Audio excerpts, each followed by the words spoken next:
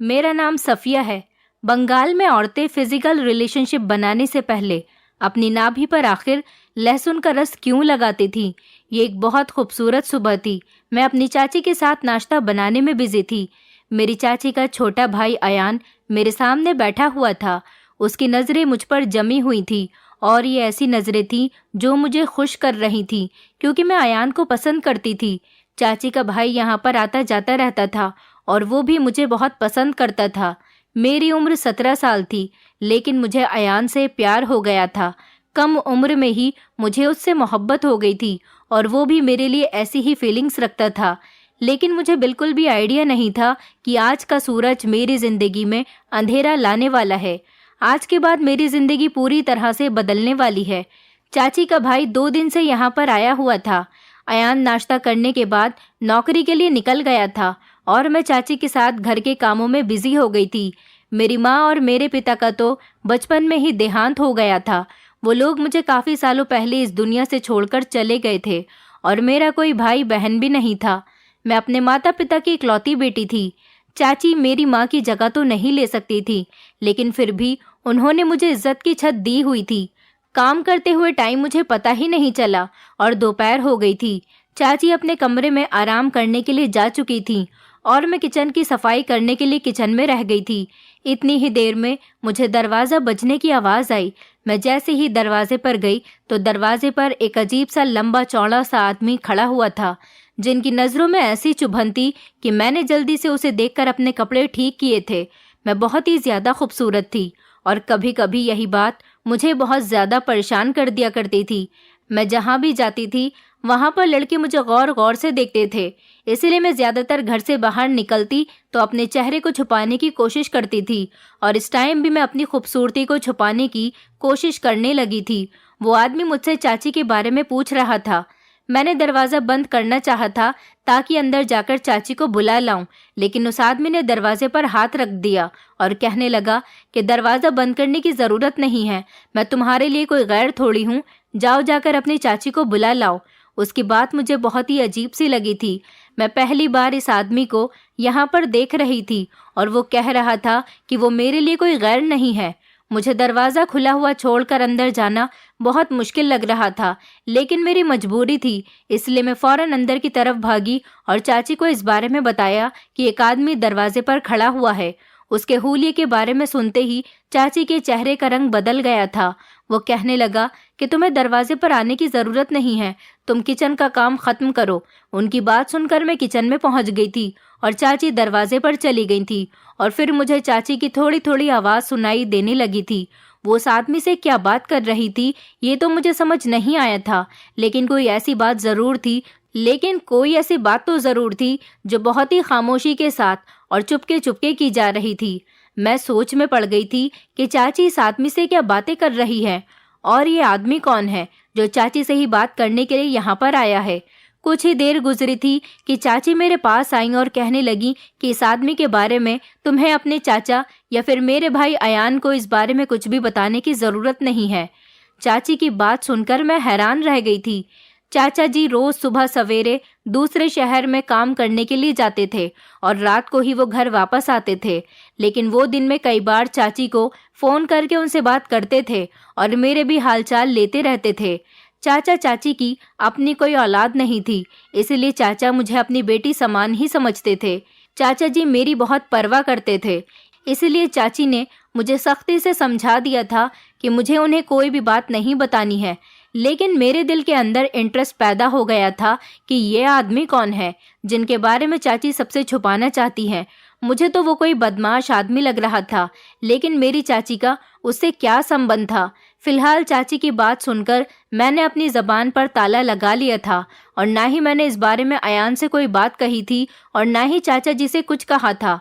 मैंने सोच लिया था कि आज नहीं तो कल खुद ये बात सब लोगों को पता चल जाएगी, क्योंकि मेरा मानना था कि कोई भी बात ज़्यादा दिन तक छुपी नहीं रह सकती।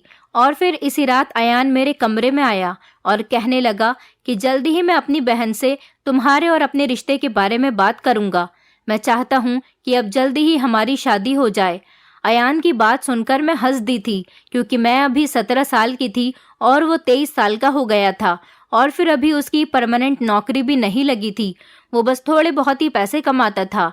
फिर वो मुझे कैसे अपने घर में रखता? इतनी जल्दी तो हमारी शादी मुमकिन ही नहीं थी, मगर अयान का कहना था कि कुछ बातें हैं जिनकी वजह से वो जल्दी ही मुझसे शादी करना चाहता है और वो अपने लिए किसी अच्छी नौकरी की तलाश हर दिन कर रहा है और फिर वो मुझे लेकर नौकरी के लिए दूसरे शहर में भी शिफ्ट हो जाएगा। मुझे इस बात पर भला क्या एतराज़ हो सकता था? मैंने उसे कह दिया था कि अगर चाची मानती हैं तो फिर मुझे कोई एतराज़ नहीं होगा। ये सुनकर अयान को बहुत खुशी हुई थी और उसने खुशी से मेरे हाथों को अपने हाथों में थाम लिया था। उसके इस तरह से छूने से मुझे बहुत शर्म आ रही थी। वो दिन तो खामोशी से गुजर गया था और कुछ दिन बाद वो आदमी फिर से हमारे घर पर आ गया था। वो आदमी आज सीधा दरवाजे से घर के अंदर चला आया था। अब की बार चाची ने उसे अपने कमरे में बैठा दिया था। मैं किचन में मौजूद थी, तभी अचानक चाची भी कमरे में आ गई। उन्होंने एक लहसुन उठाया और मुझसे कहने लगी कि तुम्हें मेरे कमरे की तरफ आने की ज़रूरत नहीं है जब तक कि मैं खुद तुम्हें आवाज़ न दूं।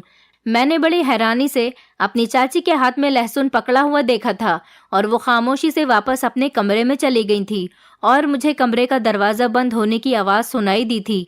1 घंटा ऐसे ही गुजर गया था और हर तरफ सन्नाटा छाया हुआ था। थोड़ी देर बाद मुझे चाची ने आवाज़ देकर ठंडा पानी लाने के लिए कहा। मैं 2 गिलास ठंडा पानी लेकर चाची के कमरे के दरवाजे तक जैसे ही पहुंची तो वो दोनों आपस में कुछ बातें कर रहे थे और बातें करते करते मुझे देखकर तभी खामोश हो गए। मेरी नज़र खुद ब खुद अपनी चाची पर ठहर गई थी क्योंकि उनकी हालत कुछ बदली बदली सी मालूम हो रही थी। उनके बाल तो अच्छी तरह से बंधे हुए थे, लेकिन अब उनके बाल बिखरे हुए थे और कपड़े भी अजीब हालत में हो रहे थे। इससे पहले कि मैं और गौर से चाची का जायजा लेती तो वो आदमी चाची को कहने लगा कि ये तुम्हारी बेटी है, ये तो बड़े ही खूबसूरत और जवान है, तुम इसकी शादी के बारे में क्यों नहीं सोचती? इसके लिए तो तुम्हें आसानी से रिश्ता मिल जाएगा। अब तुम्हारी उम्र हो रही है, अब इसके बारे में सोचना शुरू कर दो। इस आदमी की बात सुनकर मैं शर्म से पानी पानी हो गई थी। वो मेरे लिए अनजान आदमी था। वो न सिर्फ मेरी जवानी की तारीफ कर रहा था, बल्कि उसने तो मेरी शादी के बारे में भी बात छेड़ दी थी। वो पता नहीं कौन था जो इतना खुलकर मेरी चाची से बातें कर रहा था। और फिर चाची भी हंसकर उससे कहने लगी कि हाँ, अब इसकी शादी ही तो करनी है मुझे, यही मेरी जिम्मेदारी है। मेरी तो अब उम्र हो रही है, लेकिन अब ये जवान हो गई है। मैं शर्म की वजह से फौरन वहां से निकलकर वापस आ गई थी। चाची उस अनजान आदमी के सामने जिस तरह से मेरी जवानी के बारे में बातें कर रही थी, मुझे इस बात का बहुत बुरा लग रहा था और उन दोनों के बीच फिर से बातों का सिलसिला शुरू हो गया था। कुछ देर के बाद वो आदमी वापस गया तो चाची ने मुझे फिर से यही समझाया कि अयान को और अपने चाचा जी को इस बारे में कुछ मत बताना। लेकिन इत्तेफाक की बात थी कि अचानक उसी समय अयान घर पर आ गया था। तबीयत खराब होने की वजह से वो अपने घर जाने के बजाय यहाँ पर आ गया था। उसने उस आदमी को घर से निकलते हुए देखा तो फौरन मेरे पास चला आया और मुझसे पूछने लगा कि ये आदमी कौन था और यहाँ पर क्यों आया था। मैंने इनकार करते हुए सर हिला दिया और कह दिया कि मुझे कुछ नहीं पता, ये आदमी चाची से मिलने के लिए आया था।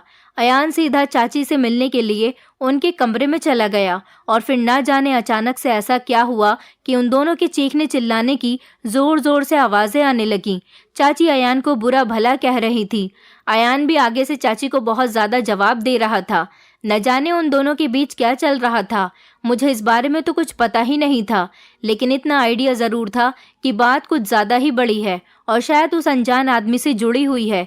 काफ़ी देर बाद जब अयान चाची के कमरे से बाहर आया तो उसका चेहरा गुस्से से लाल हुआ पड़ा था। वो सीधे स्टोर रूम में चला गया और जाकर अंदर बंद हो गया। उसकी तबीयत ठीक नहीं थी, इसलिए आज वो हमारे घर पर ही रुकने वाला था। उसके बाद चाची भी अपने कमरे से बाहर नहीं निकली। रात के खाने के टाइम पर जब मैं चाची को बुलाने के लिए गई तो चाची बहुत ही गुस्से में थी और मुझसे कहने लगी कि जाओ तुम जाकर खाना खा लो और सो जाओ। उनका बिहेवियर मेरे साथ बहुत ज़्यादा बुरा था। पता नहीं अयान ने कौन सा हंगामा खड़ा कर दिया था कि जिस बात का गुस्सा मुझ पर निकल रहा था। मैंने चाची से इस बारे में पूछना भी चाहा कि क्या हुआ है, तो वो कहने लगी ये सब कुछ तुम्हारी वजह से ही तो हुआ है, इसलिए ज़्यादा मासूम बनने की ज़रूरत नहीं है और यहाँ से दफ़ा हो जाओ, मुझे अपनी शक्ल मत दिखाना। मैं आंसू बहाती हुई उनके कमरे से निकल आई थी और लगातार फूट फूट कर रो रही थी। आज मुझे बड़ी बेचैनी के साथ अपने माता पिता याद आ रहे थे। मैं अपने छोटे से कमरे में बिस्तर पर लेटी तो मेरे दिमाग में बस यही बात आ रही थी कि अयान ने अपनी बहन से ना जाने किस बात पर झगड़ा किया है। क्या उस अनजान आदमी की वजह से उसका और चाची का झगड़ा हुआ है?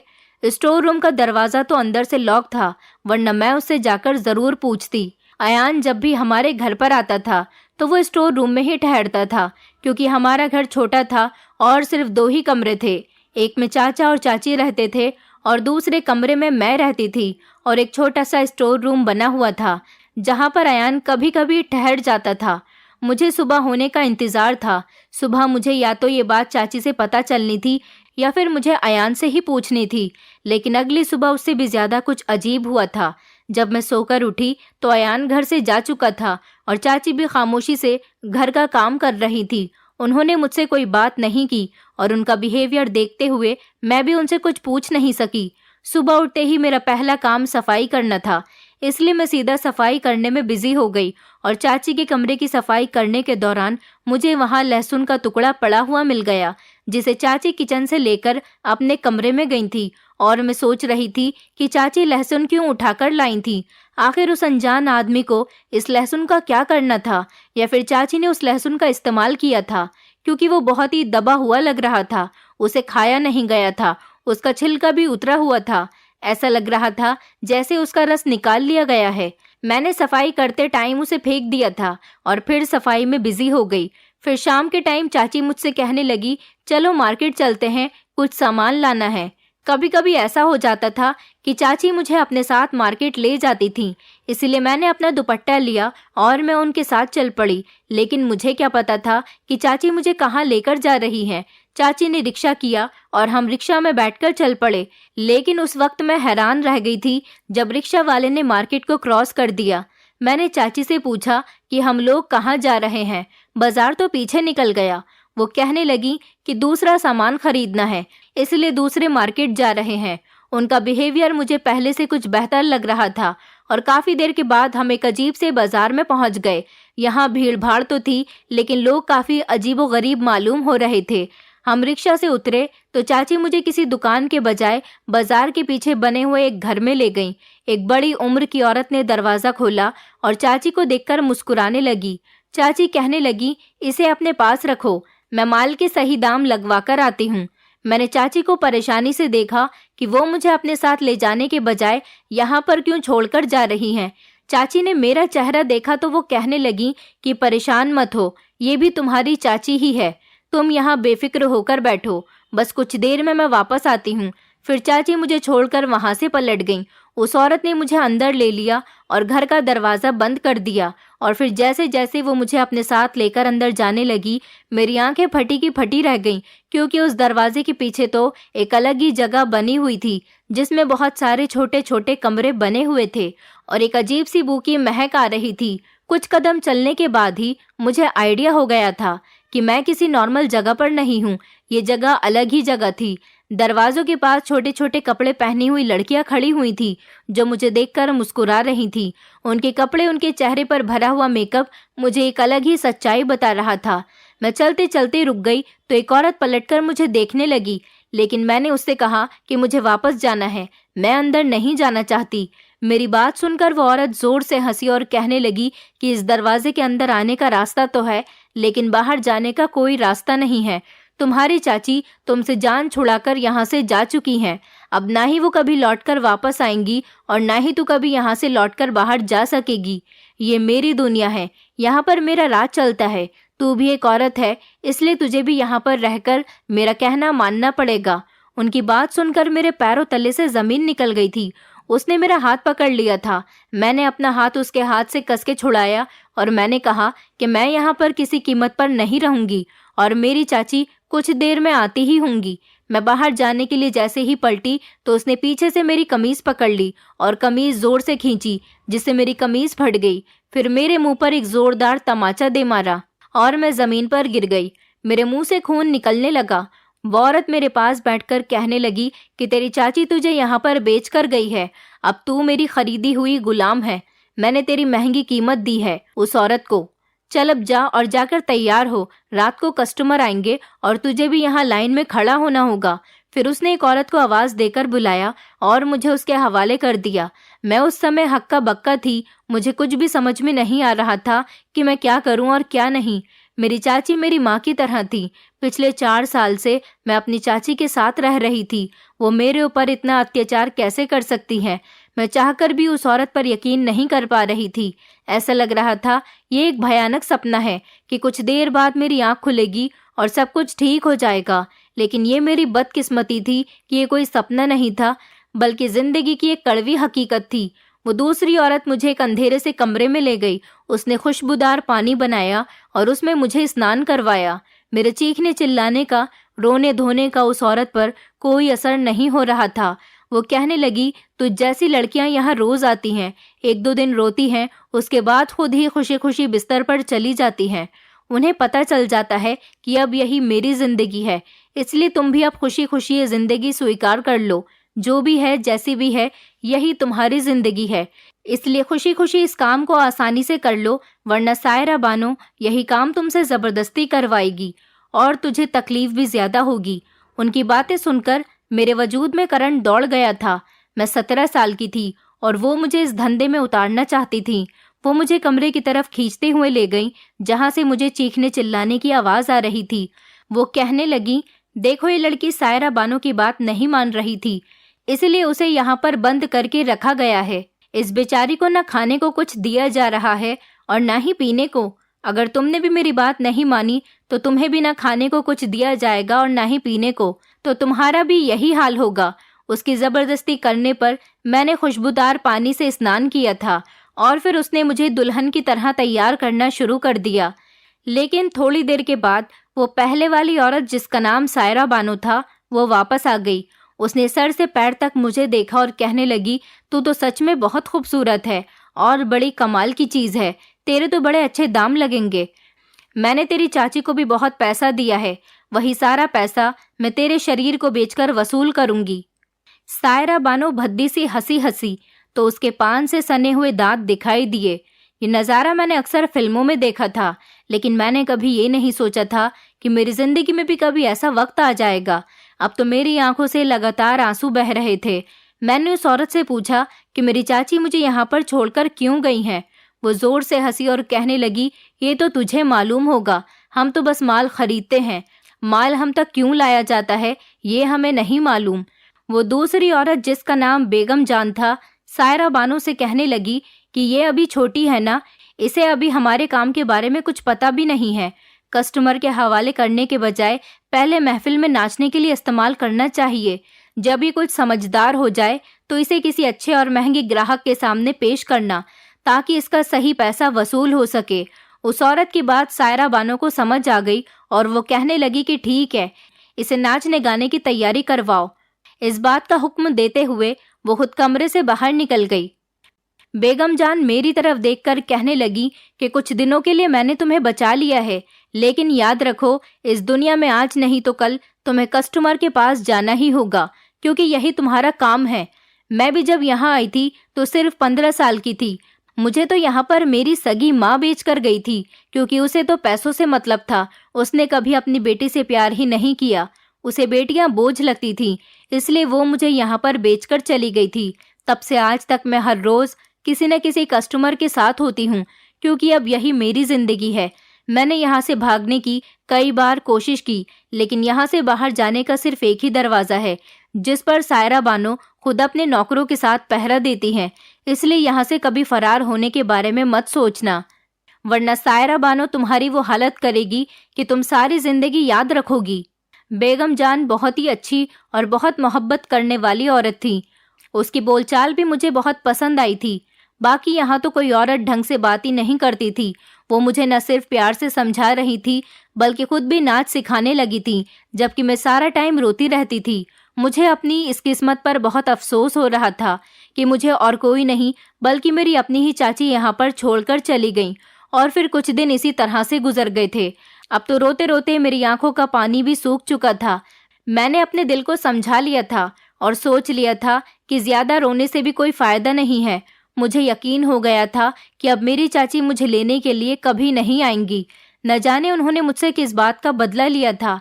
अयान ने उनसे आखिर ऐसा क्या कहा था जो वो मुझे अगले ही दिन इस दुनिया में छोड़कर चली गई थी। मैं इस सवाल का जवाब जानना चाहती थी कि मेरी चाची ने मेरे साथ ये सब कुछ क्यों किया, लेकिन फिलहाल इन सवालों का जवाब देने वाला कोई नहीं था। बेगम जान ने मुझे 1 महीने तक इन महफिलों के रूल्स और नाचना भी सिखा दिया था और फिर मुझे भी इस महफिल का हिस्सा बनाया जाने लगा था, जहां शराब के नशे में डूबे हुए आदमी हमारे सामने बैठ जाते थे और हमें अजीबोगरीब कपड़ों में उनके सामने अपना नाच पेश करना पड़ता था। पुरानी लड़कियां तो नाचने में काफ़ी माहिर हो गई थी, वो इस काम को बड़ी आसानी से कर लिया करती थी, लेकिन मेरे लिए ये काम बहुत ही मुश्किल था। मैंने सारी जिंदगी अयान के सिवा किसी को देखा ही नहीं था और ना ही कभी घर की 4 दीवारी से अकेले में बाहर निकली थी। यहाँ इतने अनजान आदमियों के आगे अपना जलवा पेश करना मेरे लिए बहुत ही मुश्किल था, लेकिन जहाँ कहीं मेरे कदम रुकते थे तभी सायरा बानो हाथ में पकड़ा हुआ चाकू घुमाकर मेरी कमर पर दे मारती और सभी लोग इस बात से अनजान होते। 2-4 दिन ही गुजरे थे कि मुझे समझ आ गया था कि अब यही मेरी दुनिया है और मुझे यहाँ पर सायरा बानो के इशारों पर नाचना मेरी मजबूरी है, क्योंकि जिस दिन मैं सही से नहीं नाचा करती थी मेरा खाना पीना बंद कर दिया जाता था और फिर मैं सारा दिन भूख प्यास में तड़पती रहती थी। इसलिए मैंने भी नाचने में बराबर से हिस्सा लेना शुरू कर दिया था और फिर इसी तरह से 1 महीना और गुजर गया था कि एक अमीर आदमी कोठे पर चला आया और उसने आते ही सबसे पहले मेरे दाम लगाए थे। वो मुझे 50,000 रुपयों की कीमत पर एक रात के लिए खरीदना चाहता था और ये बहुत बड़ी रकम थी। सायरा बानो तो खुशी खुशी फौरन ही राजी हो गई थी। उसने उस आदमी से 50,000 रुपये ले लिए और उसे एक छोटे से कमरे में भेज दिया और बेगम जान से कह दिया कि वो मुझे तैयार करके इस आदमी की सेवा में पेश कर दें। ये सुनकर मैं फूट फूट कर रोने लग गई थी। नाचने को तो मैं अपना चुकी थी, लेकिन अब तक मैंने किसी कस्टमर के साथ रात नहीं गुजारी थी। बेगम जान मुझे अपने साथ ले गईं और अपने हाथों से मुझे तैयार करते हुए कहने लगी कि तुम जितना ज्यादा शोर करोगी कस्टमर तुम्हें उतना ही परेशान करेगा, इसलिए बेहतर यही होगा कि तुम खामोशी से उसके साथ वक्त गुजार कर वापस आ जाओ। एक रात के लिए समझ लो कि वही तुम्हारा पति है और ऐसा करने से तुम्हारी मुश्किल आसान हो जाएगी। बेगम जान मुझे तैयार करते हुए शीशे में मुझे दिखाते हुए कहने लगी कि कभी कभी हमारी खूबसूरती ही हमारे लिए मुसीबत बन जाती है। ये तुम्हारा खूबसूरत चेहरा और गोरा चिट्टा शरीर, ये तुम्हारे लिए सिवाय मुसीबत के और कुछ नहीं है। अगर तुम इतनी खूबसूरत ना होती तो कोई तुम्हारे दाम भी नहीं लगाता। मैं भी अपनी इस खूबसूरती से तंग आ चुकी हूँ। मैं 42 साल की होने वाली हूँ, लेकिन मेरा खूबसूरत चेहरा और मेरे शरीर की चमक दमक मुझे बूढ़ा नहीं होने देती। कोई ना कोई मेरे दाम लगा ही देता है और फिर मुझे खुद को उसके सामने पेश करना पड़ता है। तुम भी जब तक खूबसूरत हो तब तक तुम्हें ये सब कुछ झेलना होगा। बेगम जान मुझे दिमागी तौर पर तैयार कर रही थी और मेरे आंसू थे कि रुकने का नाम ही नहीं ले रहे थे। मुझे बार बार चाची और अयान की याद सता रही थी। मुझे अब तक इस बात पर यकीन नहीं आया था कि चाची मुझे जानबूझकर यहाँ पर छोड़कर गई हैं और इस सब के लिए शायद अयान जिम्मेदार है।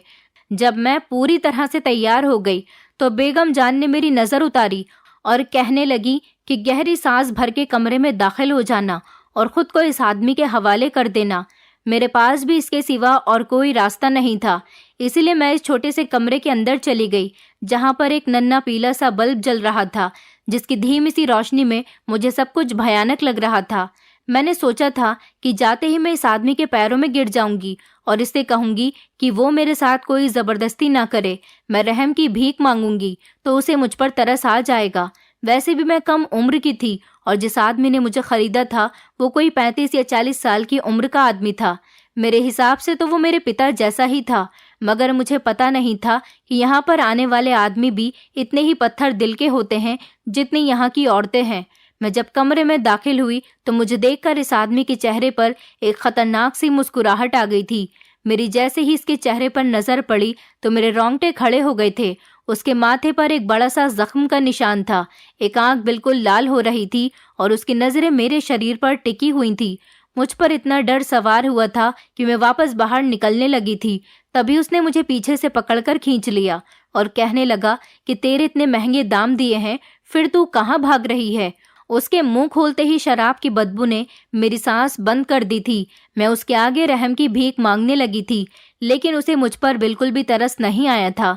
वो कहने लगा कि चल अब सीधी तरह से बिस्तर पर आ जा। मैं अच्छी तरह से जानता हूँ तो जैसी लड़कियों के नखरे।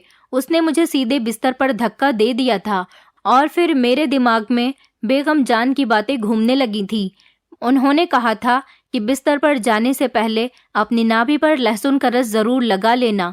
उन्होंने एक लहसुन की छोटी सी कली को छीलकर उस पर नाखून मारकर मुझे दे दिया था।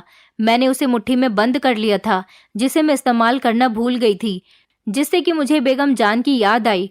मैंने जल्दी से वो लहसुन की कली अपनी नाभि पर मलनी शुरू कर दी ताकि उसका रस मेरी नाभि पर लग जाए। कुछ ही देर में मैंने पूरी लहसुन की कली अपनी नाभि पर मल ली थी और फिर उसके बाद मेरे साथ वही सब कुछ हुआ था जो मेरे साथ होने वाला था। किसी आदमी ने सारी रात पूरी तरह से अपने पैसे वसूल कर लिए थे। मेरा रोना धोना किसी काम नहीं आया था। वो आदमी तो बिल्कुल ही पत्थर दिल था। उस पर किसी बात का कोई असर नहीं हो रहा था। शायद वो शराब के नशे में चूर था या फिर उसे इस सब की आदत थी। मेरे लिए एक एक मिनट भारी पड़ रहा था। ऐसा लगता था कि जैसे रात खत्म ही नहीं होगी। और फिर एक वक्त ऐसा आया जब मुझ पर बेहोशी सवार होने लगी थी। अब मैं पूरी बेहोश हो गई थी। जब मेरी आंख खुली तो बेगम जान मेरे सामने मौजूद थी। वो कस्टमर सुबह होने से पहले ही जा चुका था। बेगम जान मुझे होश में लाने की कोशिश कर रही थी। जब मुझे होश आया तो उन्होंने मुझे सीने से लगा लिया और कहने लगी, बस पहली रात ही मुश्किल होती है, अब तेरे लिए सब कुछ आसान हो जाएगा। लेकिन मुझे ऐसा नहीं लगता था कि मेरे लिए कुछ भी आसान हुआ है। गुजरी हुई रात बहुत ही भयानक थी। मैं होश में आने के बाद भी चिल्ला रही थी। बेगम जान मुझे अपने साथ अपने कमरे में ले गईं और सारा दिन मैं बस उनके सीने से लगकर आंसू बहाती रही। मुझे अपनी माँ की बहुत याद आ रही थी। अगर आज मेरी माँ जिंदा होती तो शायद मुझे ये दिन ना देखना पड़ता। पहली बार मुझे यकीन हुआ था कि माँ बाप के सिवा कोई अपना नहीं होता। ये रिश्ते भी सिर्फ दिखावे के ही होते हैं। मेरी चाची, जिसे मैं अपनी माँ की जगह देती थी, उन्होंने ही मुझे इस दलदल में धकेल दिया था। यहाँ मैं अपनी पहचान को भुला चुकी थी। मेरा नाम सफिया था, लेकिन यहाँ पर मेरा नाम गुलजान रख दिया गया था। यहाँ सब लोग मुझे इसी नाम से पुकारते थे, क्योंकि मैं खुद भी भूल चुकी थी कि मेरा नाम पहले कभी सफिया था। सारा दिन मैं बेगम जान के पास रही। मैंने उनसे कह दिया था कि मैं किसी कस्टमर के पास नहीं जाऊंगी, लेकिन ऐसा कैसे हो सकता था कि कोठे पर रहने वाली लड़की की कीमत न लगे। 2 दिन खामोशी से गुजर गए। फिर तीसरे दिन एक 55 साल का कस्टमर मेरी कीमत लगाने के लिए आया था। मैंने सायरा बानो से इनकार करना चाहा तो उन्होंने मुझे जोरदार थप्पड़ मार दिया। कहने लगी कि यहाँ इनकार करने की गुंजाइश नहीं है। अगर तू नहीं जाएगी तो मैं तुझे खुद कस्टमर के आगे फेंक आऊंगी। मैं सायरा बानो के आगे मजबूर हो गई थी। बेगम जान ने मुझे उस आदमी के पास जाने के लिए तैयार किया और साथ ही मेरी मुट्ठी में लहसुन भी पकड़ा दिया और कहा कि इसे अपनी नाभि पर लगाना मत भूलना। मैंने खामोशी से वो लहसुन मुट्ठी में दबाया और मैं मरे मरे कदमों से उस कमरे में पहुंच गई। मैंने खामोशी से इस बुढ़े के साथ रात गुजार ली। अब की बार मैंने कोई रोना धोना नहीं किया था। बेगम जान की बात सही साबित हुई थी। जब मैंने शोर शराबा नहीं किया तो कस्टमर ने भी मुझे परेशान नहीं किया, लेकिन बिस्तर पर जाने से पहले ही मैंने अपनी नाभि पर लहसुन का रस लगा लिया था। इस लहसुन से आखिर क्या होता था? बेगम जान ने मुझे ये क्यों लगाने के लिए दिया था? इस बारे में मुझे कुछ नहीं पता था। मैं अपनी जिंदगी में कमा रही थी या अपनी इज्जत गंवा रही थी। अब हर दिन मेरे साथ ऐसा ही होता था। मुझे अभी भी अयान की याद आती थी। क्या उसने मेरी गुमशुदगी पर अपनी बहन से कोई सवाल नहीं किया होगा? क्या उसने मुझे कभी नहीं ढूंढा?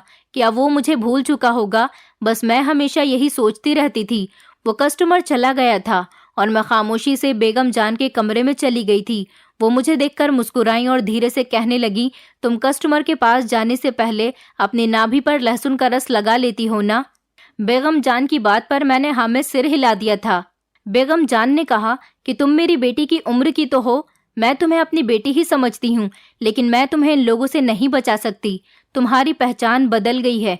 अगर तुम यहाँ से भागने की भी कोशिश करोगी तो ये समाज तुम्हें जीने नहीं देगा, क्योंकि तुम एक धंधा करने वाली औरत बन गई हो। बेगम जान मुझे हमेशा यही समझाती थी कि अब कभी भी यहाँ से बाहर की दुनिया के बारे में मत सोचना, और मैंने बेगम जान की बातों को अपने दिलो दिमाग में बसा लिया था। ऐसे ही मुझे 8 महीने यहाँ पर रहते हुए गुजर गए। अब तो मैं इस काम की आदी हो गई थी। मुझे सिर्फ इतना पता होता था कि कस्टमर मेरा इंतजार कर रहा है और मैं खुद ही अपने आप को तैयार कर लिया करती थी।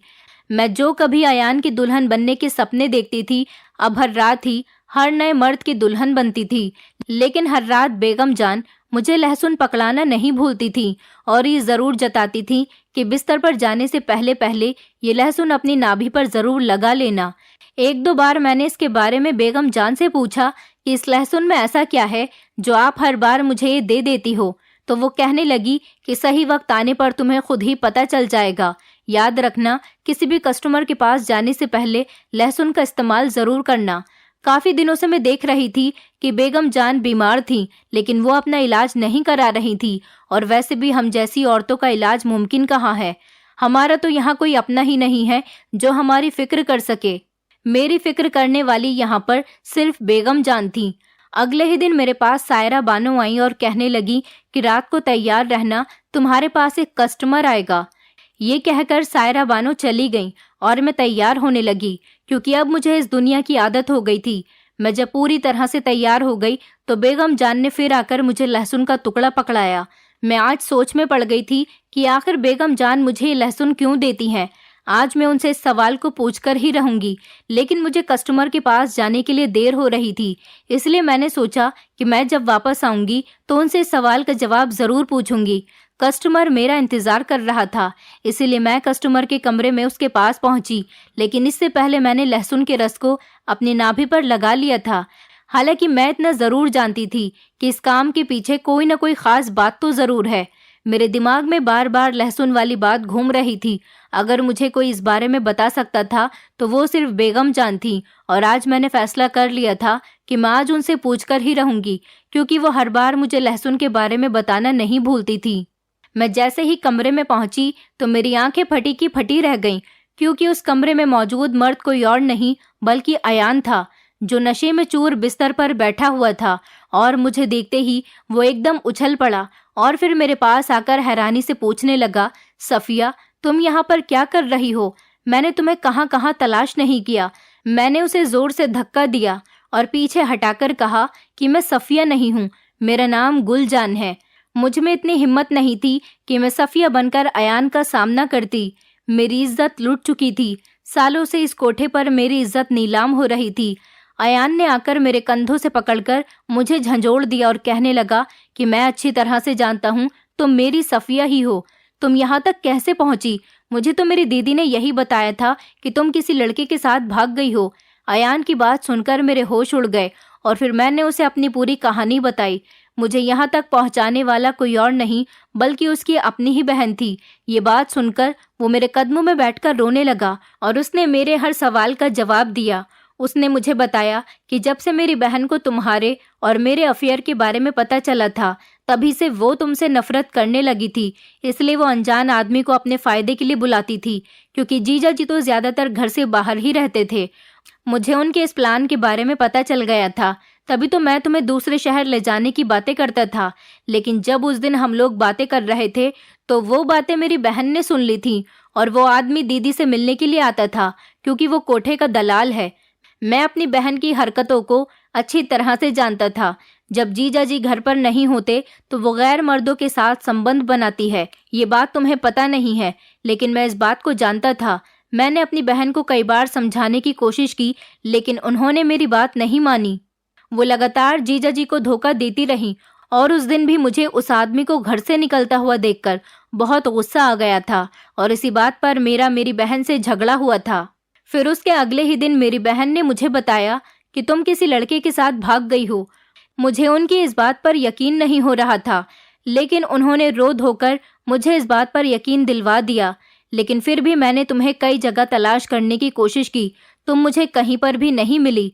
उन्होंने जीजा जी को भी यही बताया कि आपकी भतीजी भाग गई है, और फिर मुझे भी यही लगने लगा कि तुमने मुझे धोखा दिया। मैं तुमसे तुम्हारी चाची की तरफ से माफी मांगता हूँ। तुम्हारी चाची बहुत बीमार हैं और बिस्तर पर पड़ी हुई हैं। उसे उसके किए की सजा मिल चुकी है, और ये सब कुछ उनके साथ इसलिए हुआ है क्योंकि उन्होंने एक बिन माँ बाप की बच्ची को सताया। अपनी गलती छुपाने के लिए उन्होंने तुम्हें इस कोठे पर छोड़ दिया। अयान रोते हुए मुझसे माफी मांगने लगा था कि उसने मुझे ज्यादा ढूंढने की कोशिश भी नहीं की। अयान मुझे अपने साथ ले जाने की जिद करने लगा, लेकिन मैंने उससे साफ इनकार कर दिया, तो वो खामोशी से वहां से चला गया। उसने मुझसे जिद इसलिए नहीं की क्योंकि वो जान चुका था कि अब मैं एक वैश्या हूँ और इस हाल में वो मुझे कभी एक्सेप्ट नहीं करेगा और ना ही उसे ये समाज मुझे एक्सेप्ट करने देगा। अयान की हालत मेरी बेवफाई में ऐसी हो गई थी, उसने अपने आप को शराबी बना लिया था और वो कोठे पर भी आने लगा था। वो अपनी रात पूरी किए बिना ही वहां से शर्मिंदा होकर चला गया था और मैं बेगम जान के कमरे में आ गई थी। लेकिन जैसे ही मैं बेगम जान के कमरे में आई तो ये देखकर हैरान रह गई कि बेगम जान बेहोश जमीन पर पड़ी हुई थी। मैंने उनको छूकर देखा तो उनका शरीर ठंडा पड़ा था, शायद वो इस दुनिया से जा चुकी थी। ये देखकर मेरे पैरों तले से जमीन निकल गई और मेरी आंखों से आंसू नहीं रुक रहे थे। मैं बेगम जान को ही अपना सब कुछ मानती थी और आज वो मुझे इस दुनिया से छोड़कर जा चुकी थी। लेकिन उनकी मुट्ठी में एक चिट्ठी थी जिस पर उनकी पूरी कहानी लिखी हुई थी कि वो किस तरह से इस कोठे पर आई थी और उन्होंने किस तरह से अपनी जिंदगी गुजारी थी। और साथ ही साथ चिट्ठी पर यह भी लिखा हुआ था कि इस लहसुन के रस को नाभि पर लगाने से क्या होता है। दरअसल इस लहसुन के रस को नाभि पर लगाने से औरत कभी भी प्रेग्नेंट नहीं होती और वो तरह तरह की बीमारियों से भी दूर रहती है। बेगम जान को ये सब कुछ बताने वाला कोई नहीं था, इसलिए वो इतनी ज्यादा बीमार हो गई थी। लेकिन जब उन्हें इस बारे में पता चला तो उन्होंने ये नुस्खा मुझ पर आजमाना शुरू कर दिया। उन्हें मेरी सेहत की बहुत फिक्र थी, इसलिए वो हर बार मुझे लहसुन पकड़ाना नहीं भूलती थी। पर अफसोस की बात ये थी कि बेगम जान इस दुनिया से जा चुकी थी और अब कोई भी मुझे ये लहसुन पकड़ाने वाला नहीं था और मैं अब यहीं इस कोठे पर अपनी बची कुची जिंदगी गुजार रही हूँ। लेकिन आज भी मुझे बेगम जान की याद आती है जिसे मेरी इतनी फिक्र थी। लहसुन का रस अपनी नाभि पर लगाने से मुझे आज तक कोई बीमारी नहीं हुई है और ना ही मैं किसी कस्टमर से प्रेग्नेंट हुई हूँ। दोस्तों, उम्मीद करती हूँ आपको हमारी कहानी पसंद आई होगी। कहानी पसंद आई है तो वीडियो को लाइक करें, चैनल पर नए हैं तो चैनल को सब्सक्राइब करें और हाँ, नोटिफिकेशन बेल को जरूर दबाएं ताकि अगली अपडेट सबसे पहले आपको मिले।